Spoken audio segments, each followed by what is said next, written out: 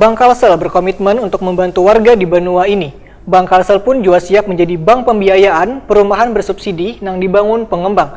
Salah satunya perumahan Intan Benua Residence yang dibangun PT Bangun Benua Kalimantan Selatan.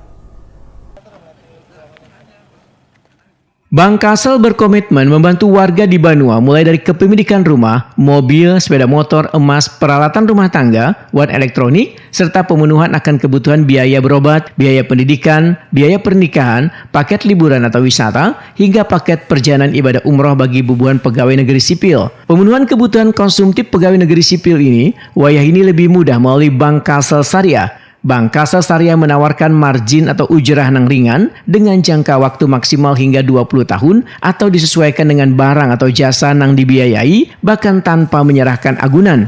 Bank Kalsel pun juga siap menjadi bank pembiayaan perumahan bersubsidi yang dibangun pengembang. Salah satunya perumahan Intan Benua Residence yang dibangun PT Bangun Benua Kalimantan Selatan. Rumah yang dibangun di kawasan Cempaka Banjarbaru ini berjumlah 126 unit bersubsidi tipe 36, 44 unit tipe 45, dan 21 unit untuk tipe 60. Direktur Utama PT Bangun Benua M. Bayu Bujang, Wetakuni Prima TV di lokasi perumahan jelang tengah hari Sabtu 25 Juli 2020 memedahkan, bila pihaknya bekerjasama dengan Bank Kalsel, bagi nasabah yang ingin mengajukan pembiayaan perumahan di PT Bangun Benua Kalimantan Selatan ini bisa ke bank tersebut.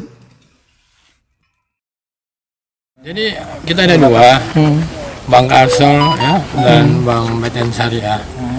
Cara itu bisa di backup semuanya, jadi administrasi ya, maupun segala kebutuhan masyarakat calon nasabah kita akan siapkan dulu. Kemudahan apa Bang yang diberikan kepada nasabah? Ya tentu fasilitas ya, jalan lingkungan semua 10 meter ya, jalan utama 10 meter, jalan lingkungan 8 meter. Kalau pembelian yang tipe 36 itu tanpa bukannya?